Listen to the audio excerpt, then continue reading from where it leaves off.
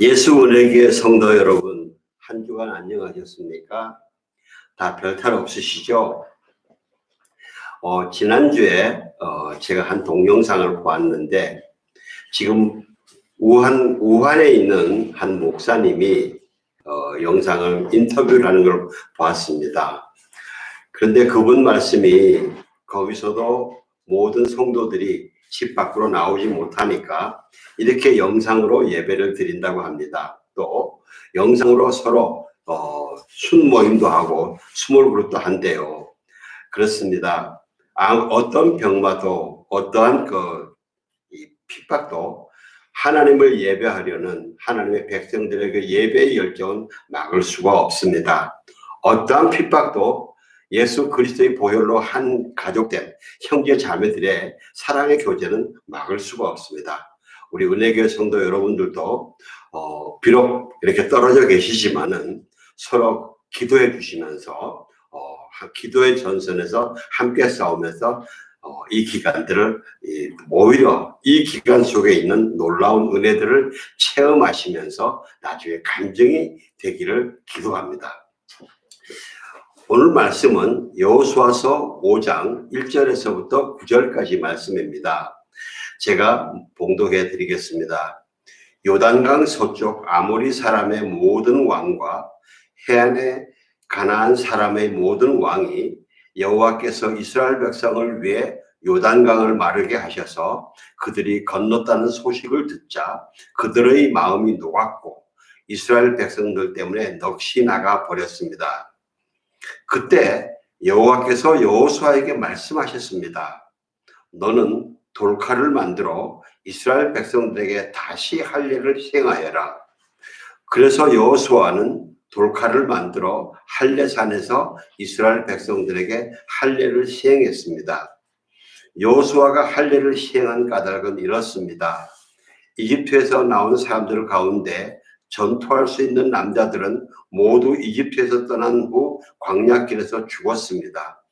이집트에서 나온 사람들은 모두 할례를 받았지만 이집트에서 나와 광야에서 태어난 사람들은 할례를 받지 못했습니다.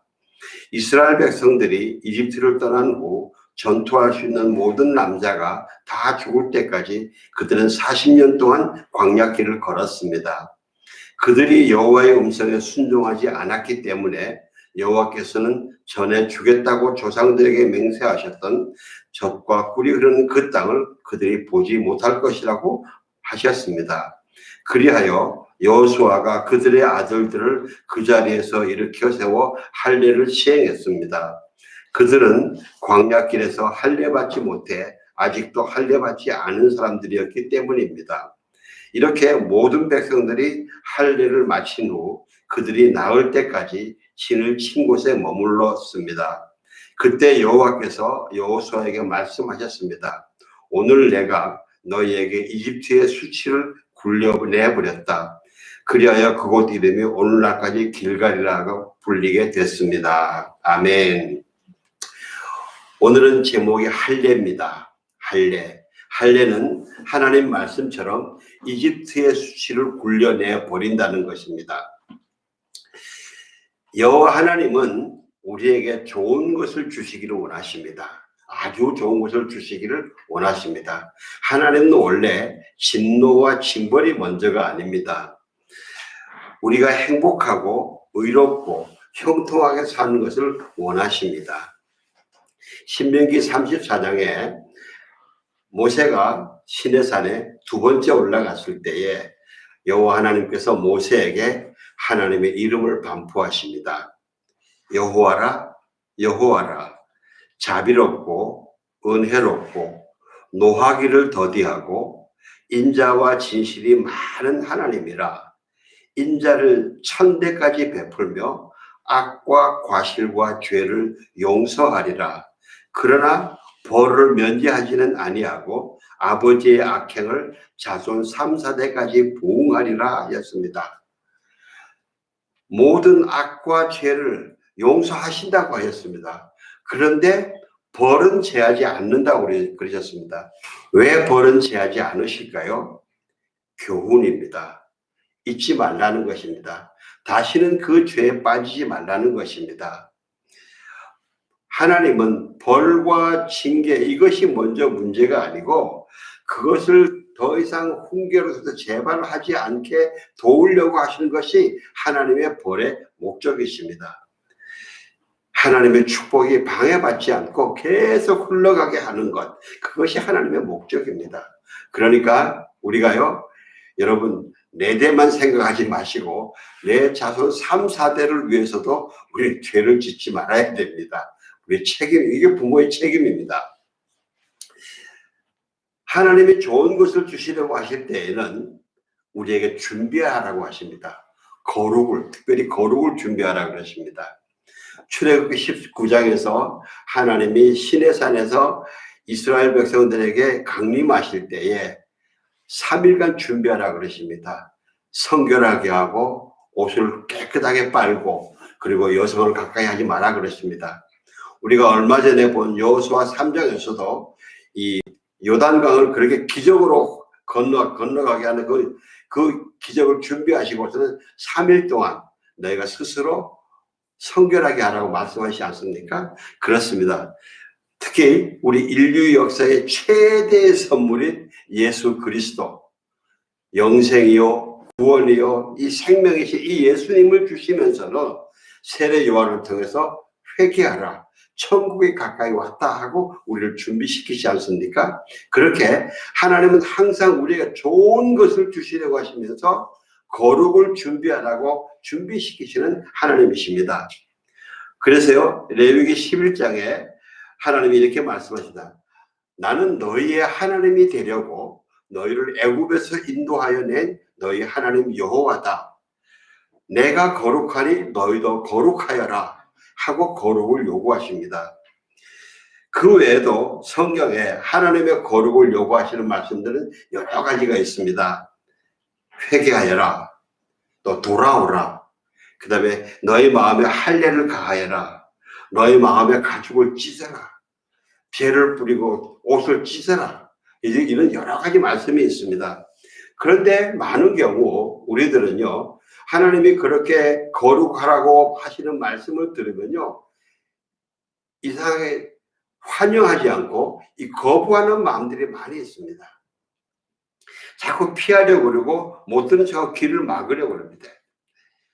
하나님의 이 거룩의 요구는요, 아까도 말씀드렸지만은 우리를 미워하거나 불필요하게 괴롭히려는 것이 아니고 하나님이 좋은 것을 주시려고 미리 준비하시는 러브콜인 것입니다.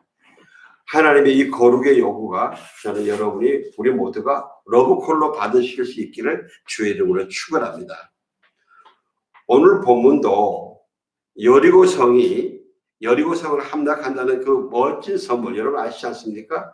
그 멋진 선물을 준비하시고서는 이스라엘 백성들을 할례로 재확인하면서 준비시키시는 장면입니다.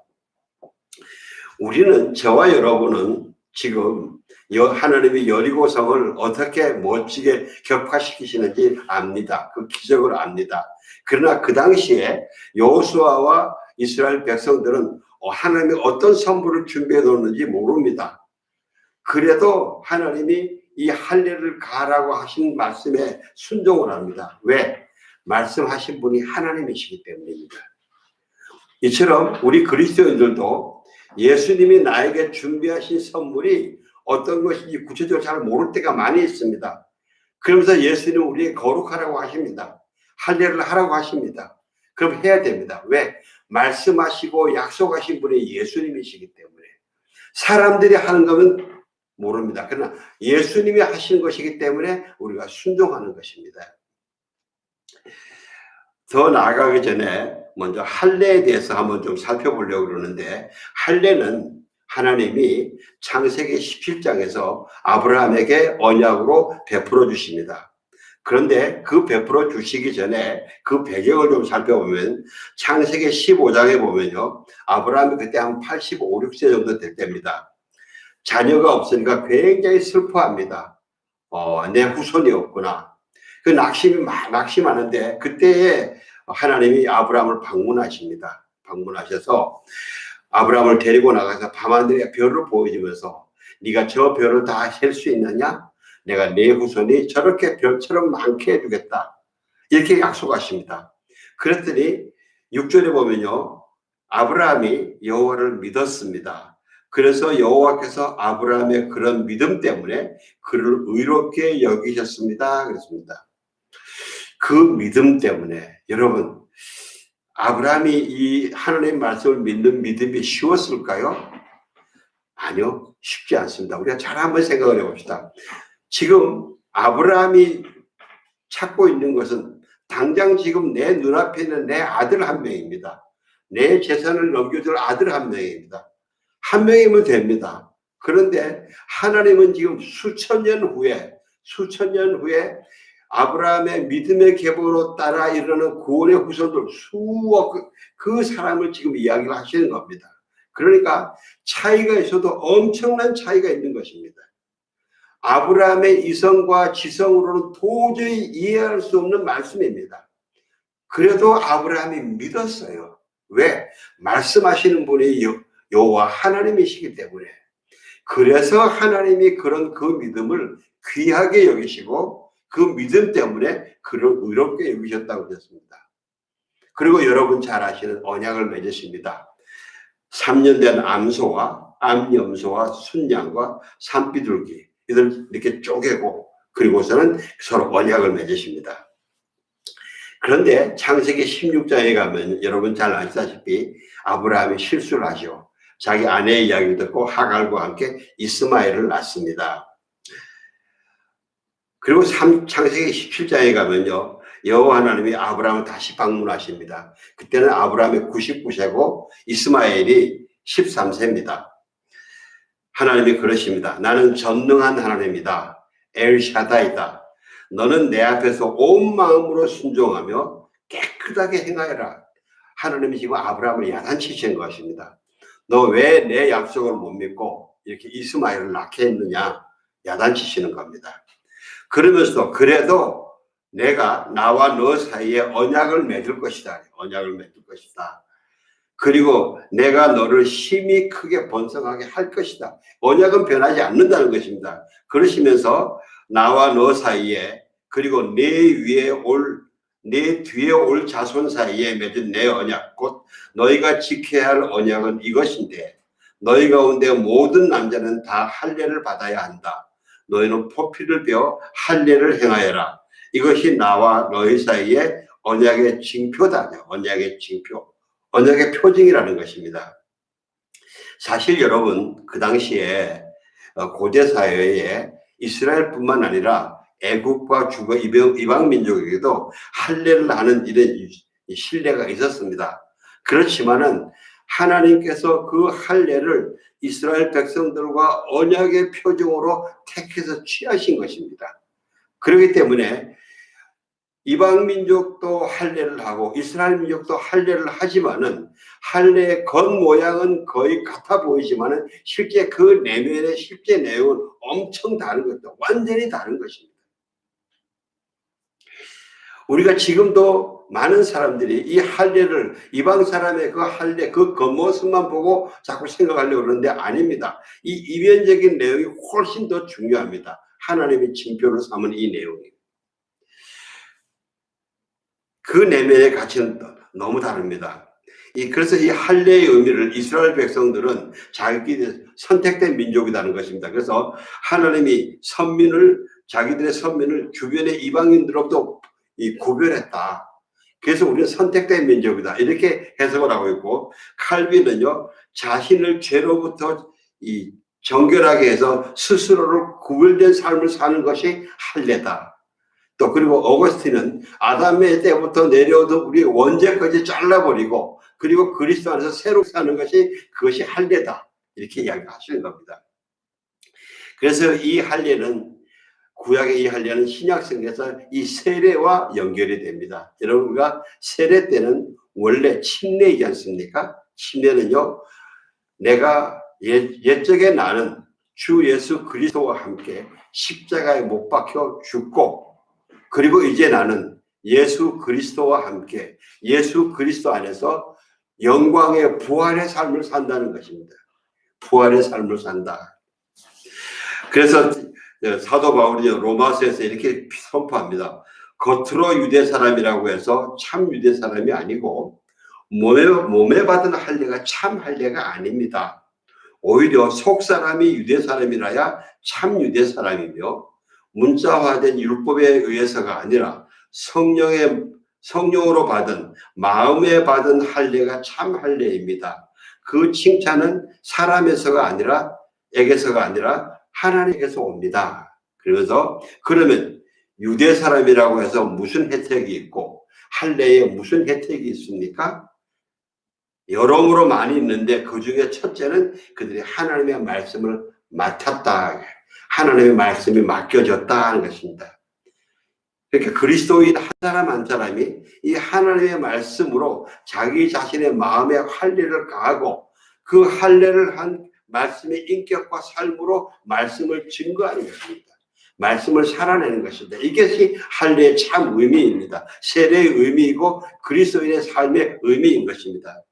사랑하는 성도 여러분, 저와 여러분이 하나님의 말씀을 따라서 나의 옛 생각, 옛 언어, 옛 가치관, 행동, 습관들을 잘라버리는 것, 그것이 말씀으로 마음의 할례를 하는 것입니다.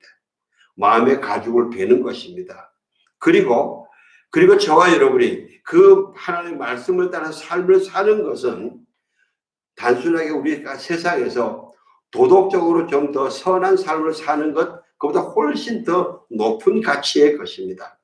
우리가 우리의 신앙의 삶을 다른 사람보다 착하게 사는 것이다, 이 정도 수준으로 생각하는데 아닙니다. 그보다 훨씬 더 높은 의미가 있습니다. 뭐냐면요, 예수님과 함께 부활한 삶을 사는 것입니다. 우리가 이 다음에 주님이 재림하셔서 우리가 완전한 부활에 들어가면은 영원한 그 천국에서 삶을 살 텐데, 완전한 부활의 삶을 살 텐데, 그 부활의 삶의 그림자를 지금 우리가 이 땅 가운데서 실행하고 있다는 것입니다. 그래서요, 우리가 신앙의 삶을 가볍게 생각하지 마십시오. 굉장히 가치 있는 것이고 하나님은 굉장히 기뻐하십니다. 저와 여러분이 기뻐하는 것보다 하나님은 더 기뻐하십니다. 그래서요, 우리가 교만하면 안 되겠지만은, 유대인처럼 교만하면 안 되겠지만은, 예수님을 믿고 예수님의 말씀을 따라서 내 마음의 할례를 행하면서 말씀대로 어쨌든 살려고 애를 쓰는 이 삶이, 이 부활의 삶이라는 게 여러분 거룩한 자신감을 가지기를 주의 여러분 축원합니다. 하나님이 그렇게 보시는 겁니다. 오늘 본문은 여호와께서 여호수아에게 말씀하십니다. 너는 돌칼을 만들어 이스라엘 백성들에게 다시 할례를 시행하여라. 이 원문에는 다시 할례를 시행하여라 두 번째 하는 단어까지 있습니다. 그리고 4절에서 6절까지 해서 이 상황을 설명하는데 요약하면 이렇습니다. 전투할 수 있는 이스라엘 남자들 중에서 전투할 수 있는 60세 이상은 다 죽어버렸습니다. 왜? 그들이 불순종했기 때문에. 그리고 애굽에서 태어나서 20세 이전에 출애굽한 사람, 생후 8일 만에 할례를 하기 때문에 애굽 출애굽할 때 20세 이전의 사람이 광야에서 애굽 40년 동안 점점 나이 먹고 보니까 군대로 군인으로 복무할 수 있는 사람이 20세에서부터 40세까지가 있습니다. 이 사람들은 이미 할례를 받았습니다. 그런데 광야에서 태어나서 지금 성장해서 20살을 넘어서 군인으로 복무하는 20세에서 40세까지 사람은 할례를 안 받았습니다. 그 다음에 이제 0세에서부터 20세까지도 안 받았고요. 그래서 다시 할례를 시행하라는가, 이것이 무슨 의미인가? 또 그럼 왜 이스라엘 백성들이 광야 40년 동안 할례를 행하지 않았는가? 이것에 대해서 여러 가지 의견들이 있습니다. 어떤 사람들은 광야에서 그 험한 그 지역에서 무슨 할례를 할 수 있는 여건이 안 되지 않았겠느냐? 근데 그렇지 않습니다. 충분히 여건이 됩니다. 그 다음에 또 어떤 사람은 이스라엘의 광야 40년이 어떻게 보면은 이스라엘 백성들의 불순종에 대한 하나님의 징벌의 성격이 있기 때문에 있기 때문에 그때는 할례를 하지 못하게 하신 거 아니냐, 이런 의견도 있습니다. 그러나 성경은 그렇게 말씀하지 않습니다. 그 성경적인 근거가 빈약합니다. 그런데 우리는요, 여기서 그런 이유를, 성경이 말씀하시지 않은 어떤 이유를 우리 상상으로 막 하는 것보다는 이렇게 이때에 할례를 받으라고 하신 하나님 아버지의 마음이 어떤 것인가, 우리가 이것을 다시 한번 생각을 해봐야 됩니다. 이 하나님 아버지의 이 마음을 헤아릴 수 있는 열쇠가 9절에 있습니다. 9절 제가 봉독해 드리겠습니다. 그때 여호와께서 여호수아에게 말씀하셨습니다. 오늘 내가 너희에게서 이집트의 수치를 굴려내 버렸다. 그리하여 그곳 이름이 오늘날까지 길갈이라 불리게 됐습니다. 예, 하나님은 이 할례를 통해서 하나님께서 이스라엘 백성들이 애굽의 수치, 이집트의 수치, 히브리어로는 헤르파라고 그러는데요, 이 수치를 굴려내 버렸다는 것이죠. 하나님 이것을 기뻐하신다는 거죠. 이스라엘 사람들이 그 할례로 포피를 낸 것, 이 겉 행동을 기뻐하시는 것이 아니라 그것을 통해서 애굽의 수치를 굴려내 버렸다는 것입니다. 이집트의 수치는요, 우리는 얼핏 생각하면 이스라엘 백성들이 애굽에서 노예로 고용을 치르고 아주 무시를 당하고 그랬으니까 그 수치를 당한 그것인가 보다, 이렇게 생각할 수 있는데 아닙니다. 그거보다는 내면적이고 영적인 것입니다. 그 이스라엘 백성들이 애굽에서 400년 살면서 그들이 보고 들으면서 우상에 물들고 그들의 가치관이 변하고 생각이 변하고 언어가 변하고 행동이 변하고 습관이 변한, 이렇게 우리말로 영혼의 때입니다. 영혼의 때, 영혼의 오물입니다. 그래서 하나님이 그 영혼의 오물들, 때를 씻어내신 것을 기뻐하는 것을 강조하시는 것입니다. 여러분, 아까 창세기 17장 제가 말씀을 드렸는데, 할례가 나와 나 여호와와 너희 사이의 언약의 표징이다 그랬습니다. 여러분, 언약은 하나님이 주도권, 전적인 주도권을 가지십니다. 하나님 자신이십니다. 우리가 언약 그러면요, 세상의 약속, 계약처럼 오해를 하는데, 세상의 약속과 계약은 쌍방이 서로 합의해야 계약을 합니다. 그러나 하나님의 언약은 아닙니다. 하나님이 일방적으로 선택하십니다. 일방적으로 선택하십니다. 아까 말씀드린 창세기 15장에 하나님께서 처음에 언약을 맺을 때 동물을 쪼개고, 원래 언약은 양쪽이 통과해야 됩니다. 그런데 여호와 하나님만 통과하시고 아브라함은 통과하지 않습니다. 일방적인 언약이신 것입니다. 또 하나님의 언약은요, 아브라함이 믿음에 성공하고 잘 지났기 때문에 다시 언약을 맺은 것이 아니고, 아브라함이 실수로 이스마엘을 낳았는데 그것을 집어서 야단치시면서 그러시면서도 그래도 내가 다시 너를 언약을 맺겠다, 내 약속은 지키겠다 하는 그런 말씀입니다. 그렇기 때문에 하나님의 언약은요, 그냥 하나님의 은혜와 긍휼의 주권적인 선택입니다. 너가 실패했지만 그래도 너는 나의 사람이야 하고 하나님이 은혜로 아브라함을 껴안으신 것입니다. 이처럼 하나님의 언약은 하나님의 껴안으심인데, 이 지금 다시 할례를 행하여라 하신 것도 이스라엘 백성이 아까 말씀드린 것처럼 이 표징이 흐트러졌잖아요. 어떤 사람은 할례를 받았고 어떤 할례를 안 받았으니까, 그렇게 이 흐트러진 것을 다시 한번 감싸 안으시는 거예요. 감싸 안으시는 거예요. 애굽의 수치를 떨어버리면서 거룩하게 감싸 안으시는 것이에요. 마치 우리 아이들이 밖에 나가서 온몸이 막 더러워져 오면은 어떻게 합니까? 엄마가 깨끗이 목욕을 시켜서 다시 이렇게 안아서 옷을 입혀주시지 않습니까? 그런 감싸 안으시는 것입니다. 여러분, 우리가 할례는요, 표면적인 할례는, 육신의 할례는 일생에 한 번만 하면 됩니다. 그러나 내면의 할례, 내면의 할례는 항상 해야 됩니다. 계속 해야 됩니다. 우리가 예수님을 완전히 만나서 예수님 안에 연합될 때까지. 어쩌면 지금 우리 상황이, 우리와 우리 주변 나라의 상황이 우리가 정말 어느 때보다 마음을 써서 내면에 할례를 하면서 나라와 민족을 위해서 기도해야 될 때입니다. 여러분이 골방에서 아무도 보지 않더라도 내면에 할례를 가하시면서 기도하는 그 기도가 하나님께 반드시 상달된다는 것을 믿으시길 주의 이름으로 축원합니다. 사랑하는 성도 여러분, 하나님이 거룩하여라, 할례를 행하여라 하는 말씀에요, 거부 반응을 보이지 마십시오. 피하지 마시고요, 귀를 막지 마십시오. 왜? 하나님은 아버지이십니다. 하나님은 저와 여러분의 아버지이십니다. 아버지는 좋은 것, 영원한 것으로 주고 싶어 하십니다. 신명기 10장에서 이렇게 말씀하십니다. 이스라엘아, 내 하나님 여호와께서 네게 요구하시는 것이 무엇이냐?